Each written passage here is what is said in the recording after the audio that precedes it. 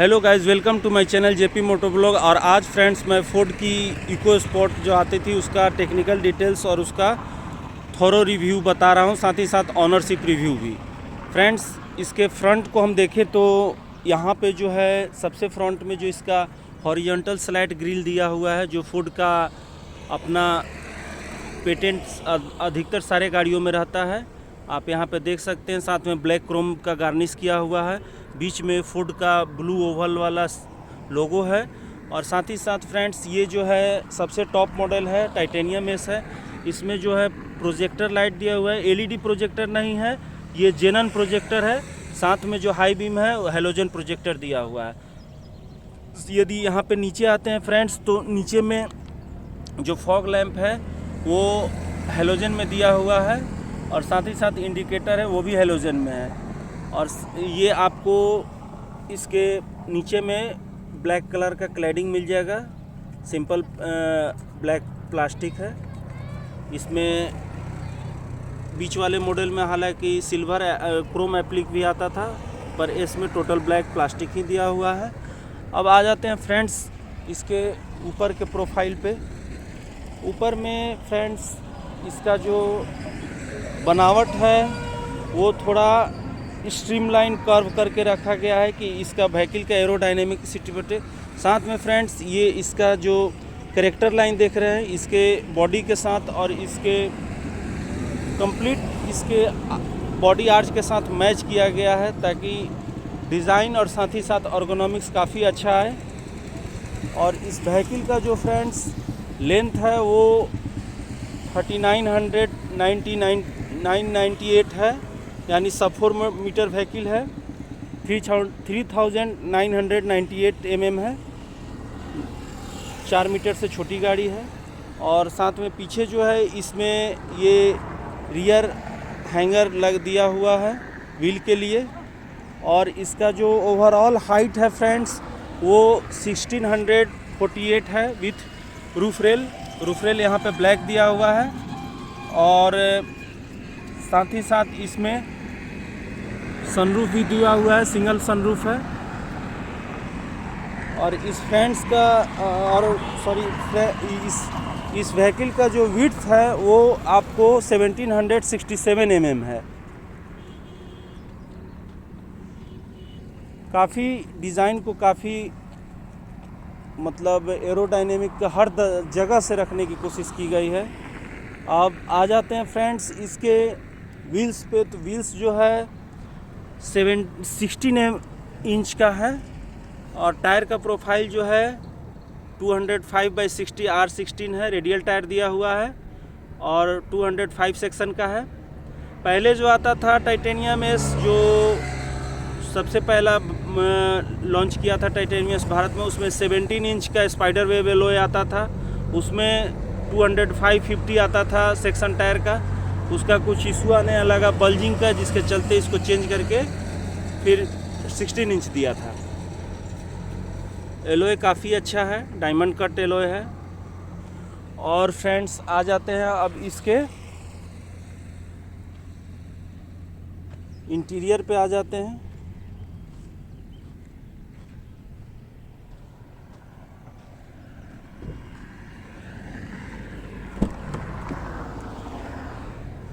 Interior काफ़ी premium सा है, ब्लैक का स्पोर्ट्स कार की तरह दिया हुआ। साथ में जो है ये कॉपर रेड इसको बोलता था कंपनी, उसका एक टच दिया हुआ है बीच में सेंटर कंसोल पे और साइड के आर्मरेस्ट के बगल में, देख सकते हैं फ्रेंड्स। और जो इंस्ट्रूमेंटेशन है वो काफ़ी बेसिक है, बीच में सिर्फ डिजिटल MID दिया है, और दोनों RPM मीटर और स्पीडोमीटर दिया हुआ है। और बीच में ये मैनुअल आपका एक टेम्परेचर हो गया, एक ऑयल का पेट्रोल का मीटर है, फ्यूल मीटर दिया हुआ है, और एक टेम्परेचर मीटर है। और फ्रेंड्स यहाँ पे जो इसके इंफोटेनमेंट सिस्टम है वो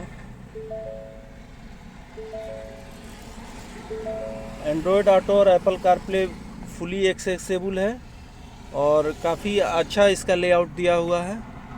यहाँ पे जो IRVM है वो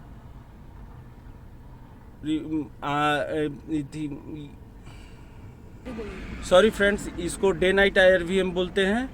mistake of tongue of slip हो गया है, स्लिप ऑफ टंग हो गया। और फ्रेंड्स आ जाते हैं इसके टेक्निकल डिटेल्स पे और खासकर इंजन पे।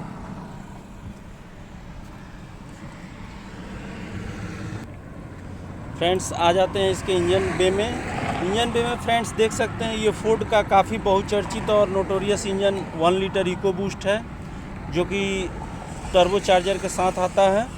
पेट्रोल है पर टर्बो चार्जर है और 1 लीटर ही है, 999 सीसी का है। इनलाइन 3 इंजन है।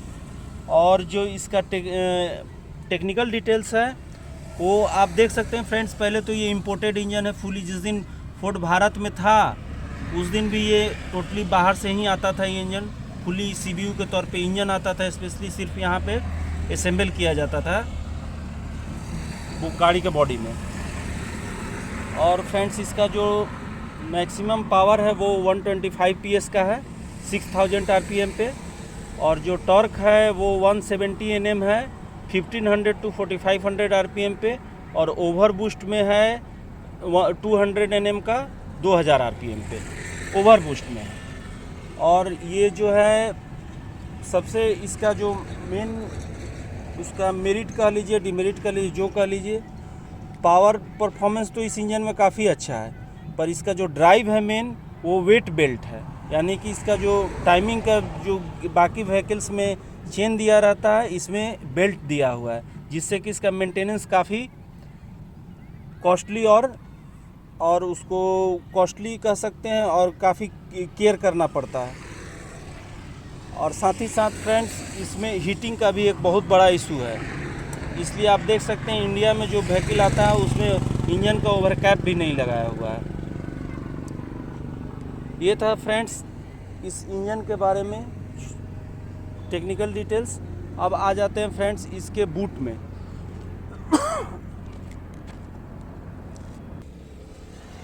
ये इसका फ्रेंड्स बूट स्पेस है, 352 लीटर का है।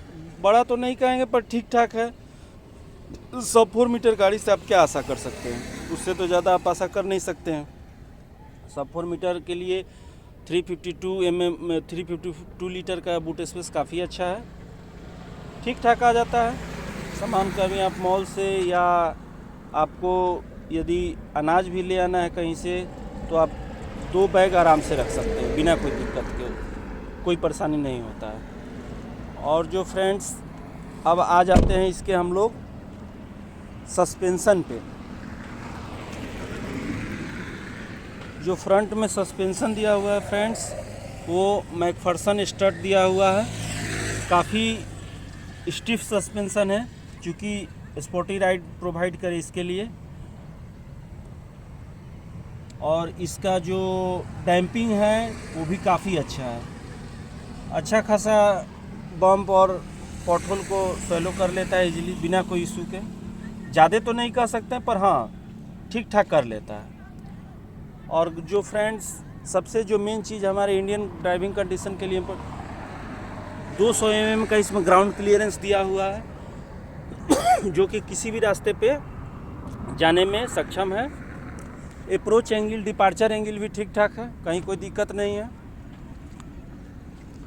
और साथ ही साथ फ्रेंड्स अब आ जाते हैं इसके रियर सस्पेंशन पे। जो रियर में सस्पेंशन दिया हुआ है वो सेमी इंडिपेंडेंट है, ट्विस्ट बीम टाइप है, देख सकते हैं फ्रेंड्स। सेमी इंडिपेंडेंट है दोनों तरफ और बीच में जो है एक्सल दिया हुआ है ट्विस्ट बीम करके कि एक दूसरा से बम्पिंग और डैम्पिंग और रिबाउंड को कंट्रोल करते रहे। और फ्रेंड्स आ जाते हैं इसके बैक प्रोफाइल पे, खासकर लाइटिंग पे। पीछे का जो लाइटिंग है, टेल लाइट हो गया या ब्रेक लाइट हो गया, टोटल कन्वेंशनल हेलोजन बल्ब ही दिया हुआ है, कहीं कोई इसमें एलईडी ट्रीटमेंट नहीं है।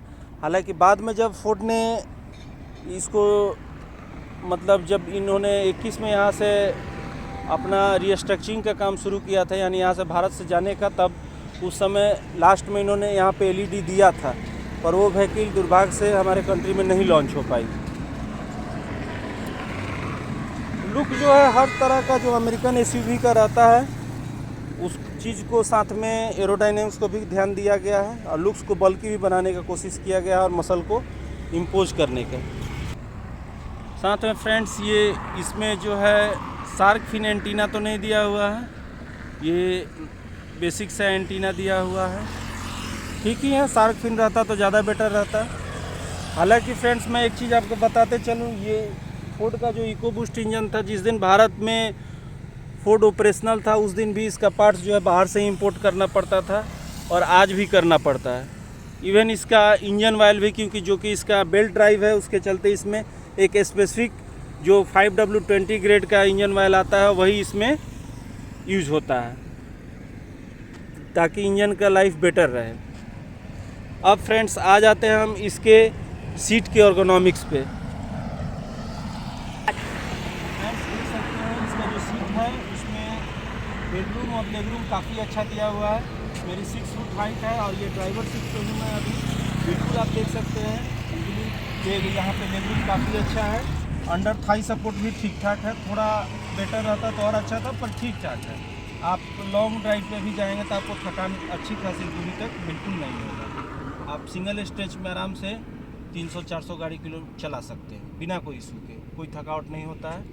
और फ्रेंड्स आ जाते हैं अब इसके हम और बैक सीट का क्या है फ्रेंड्स। अभी हम लोग जो है रियर सीट पे हैं और आगे का सीट का मैंने देखा ही अपने हाइट के अनुसार, पर यहाँ पे जो मामला है वो देखिए 6 फुटर के लिए तो बिल्कुल कहेंगे मामला थोड़ा टाइट है। लेगरूम तो बिल्कुल नहीं है, काफ़ी कम है और हेडरूम ठीक ठाक है।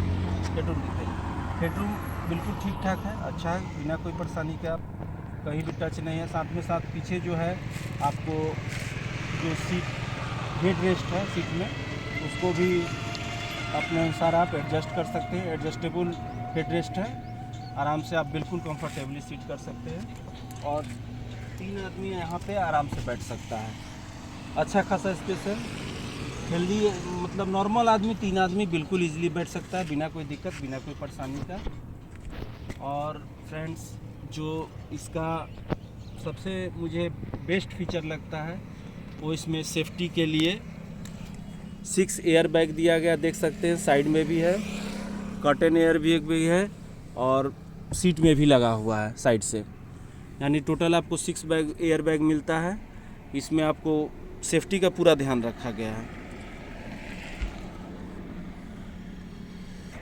सेफ्टी में फ्रेंड्स इस कार को ऑलरेडी 5 स्टार मिल चुका है।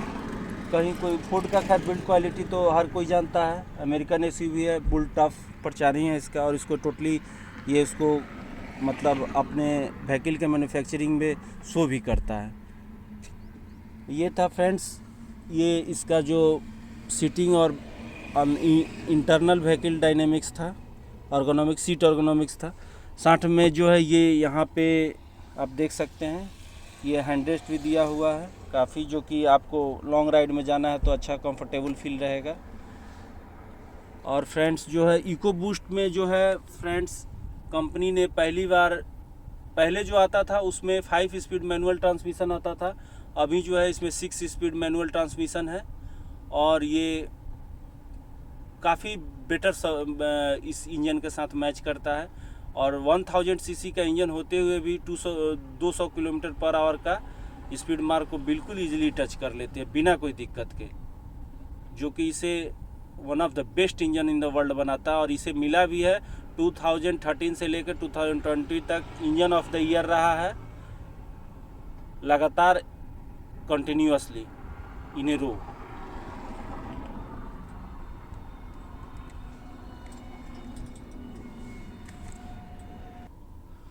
फ्रेंड्स ये इसका सनरूफ है, आप देख सकते हैं सनरूफ का विजन जो है, और ये इसका फ्लैप दिया हुआ है, ठीक ठाक है, अच्छा है। अभी काफ़ी गर्मी भी है यहाँ पे, तो गर्मी से मेरा भी खुद काफ़ी हालत ख़राब हो गया है। फोर्ड को कुछ कारण से ही इंडिया से जाना पड़ा फ्रेंड्स, इस पे भी हम चर्चा करते हैं, पर इस पे चर्चा करेंगे एक अलग वीडियो में, क्योंकि इसमें वीडियो काफ़ी लंबा हो जाएगा। फोर्ड यदि दो चार चीज़ पे ध्यान दे देता तो उसे कभी नहीं जाना पड़ता। फोर्ड की दो ही गाड़ी भारत में सबसे ज़्यादा बिकती थी, इको स्पोर्ट और इंडेवियर। यदि इस दोनों व्हीकल पे कंसंट्रेट करता फोर्ड तो यहाँ से कभी उसको नहीं जाना पड़ता और जो है वो इंडिया में अभी ऑपरेशनल रहते। फोर्ड की सबसे बड़ी गलती जो थी वो जिस सेगमेंट में वो नहीं था, जैसे कि जो एंट्री लेवल हैचबैक है उसमें उसको इन्वेस्ट करना पड़ा टोटली, मतलब क्या कहते हैं, जो सानंद प्लांट था, जो उसका एक प्लांट चेन्नई में है फ्रेंड्स, एक सानंद में, सानंद वाला जो अभी परचेज कर लिया है टाटा ने, वहाँ पे उन लोगों को कभी दूसरा प्लांट नहीं लगाना चाहिए था यदि आपका सेल वॉल्यूम नहीं था तो, जिसके चलते कंपनी को काफ़ी लॉस में जाना पड़ा और इंडिया से एग्जिट होना पड़ा। और दूसरा टेक्नोलॉजी में यदि मारुति से हम इसको कंपैरिजन करें उसका हैचबैक को, तो हैचबैक उसका जैसे कि वो अपने ऑटोमेटिक में AMT देते थे और ये जो है फोर्ड उस समय टॉर्क कन्वर्टर देता था। यहाँ पे इंडिया में कोई टेक्निकल डिटेल्स पे उतना जाता नहीं है, जो बाहर से दिखता है वही बिकता है, सिंपल सी फंडा है। इसलिए फ्रेंड्स हुआ क्या कि कॉस्टिंग इसका ज़्यादा रहा और वहीं पे मारुति जो है वहाँ पे प्रोजेक्टर लाइट और LED ये सब देने लगा और ये सिर्फ हेलोजन पे ही रह गया, जिससे इसका जो मार्केट है सेल वॉल्यूम में काफ़ी नीचे रहा। कभी उसको टफ कंपटीशन नहीं दे पाया, टफ कंपटीशन दूर बात, काउंटिंग में भी नहीं रहा सेल वॉल्यूम में। मारुति हुंडई वालों ने हमेशा बाजी मारते रहा। इसीलिए फ्रेंड्स दो चार चीज़ था जिस पर काफ़ी ध्यान देना चाहिए था। खैर इस पर मैं अलग से वीडियो बाद में बना दूंगा। अभी मैं आपको इसका दो चार फीचर और बता देता हूं जो कि इसका मेन है और आपको बताता हूं इसके जो मेन फीचर है उसके बारे में। फ्रेंड्स एक चीज़ पे मैं बताना भूल गया था, फोर्ड का जो इकोबूस्ट इंजन का जो फ्यूल इफिशिएंसी है वो आपको शहर में तो 9 से 10 देता है पर लीटर, पर यदि आप हाईवे में 60 to 80 चलते हैं 6 गियर में 80 के आसपास, तो वहाँ पे ये आपको इजीली 14 to 16 का एवरेज दे देता है। मैंने इसे टेस्ट भी किया है और टेस्ट में खरा उतरा है। काफ़ी इंजन है, पेपी ड्राइव है, पर यही है कि मेंटेनेंस काफ़ी खोजता है। फ्रेंड्स ये इसका जो ORVM है वो भी काफ़ी अच्छा व्यू देता है और साथ ही साथ ऑटो फोल्ड है, रिट्रैक्टेबल है, ऑटो फोल्ड रिट्रैक्टेबल मिरर है। इसमें आपको ब्लाइंड स्पॉट तो नहीं शो करता है, पर ब्लाइंड स्पॉट के लिए यहाँ पे देख सकते हैं फ्रेंड्स, पता नहीं मिरर में दिख रहा होगा या नहीं दिख रहा, हाँ ये जो लाइनिंग है उसको शो किया गया है। ब्लाइंड स्पॉट के लिए मैनुअली किया गया है। हुंडई के गाड़ियों में यहाँ पे ब्लिंक करने लगता है रेड, वो इसमें अभी नहीं दिया हो, अभी रहता है भारत में तो ज़रूर उसको भी देता। और फ्रेंड्स ये जो था एक मेरा छोटा सा रिव्यू था फोर्ड के इको स्पोर्ट के इको बूस्ट इंजन पे, और काफ़ी इसका कम रिव्यू है इंडिया में बिका तो बिल्कुल नहीं, क्योंकि एक तो ओवर प्राइसिंग था काफ़ी, मतलब प्राइस हाई था इसका, डीजल से भी प्राइस हाई था। यदि टाइटेनियम इसमें आप डीजल लेने जाते हैं तो उसका भी प्राइस जो है इको बूस्ट से कम ही था, क्योंकि ये टोटली बाहर से इंपोर्ट होकर इंजन आती है। और इसमें कीलेस एंट्री भी दिया हुआ है फ्रेंड्स, देख सकते हैं ये टच स्क्रीन है, दोनों साइड ड्राइवर को ड्राइवर दोनों तरफ दिया हुआ है।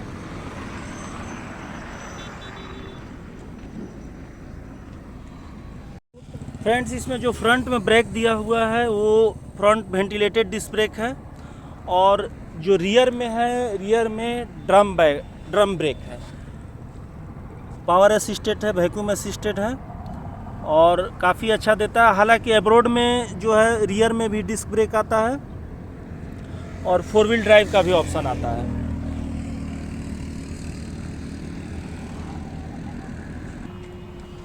फ्रेंड्स इसका जो क्लच दिया हुआ है वो हाइड्रोलिक क्लच है, और इसमें जो है एलॉय मेटल पेडल दिया हुआ है, ब्रेक पेडल और एक्सीलेटर जो है आप देख सकते हैं, इसको कंपनी एलॉय पेडल बोलती है। काफ़ी अच्छा एलिगेंट प्रीमियम लुक देता है। फ्रेंड्स ये इसका ग्लव बॉक्स है, छोटा सा ही है, ज़्यादा बेटर नहीं, बड़ा तो नहीं है पर ठीक ठाक है। इसमें आप अपना जो डेली यूज़ का सामान है रख सकते हैं, छोटा मोटा जो है।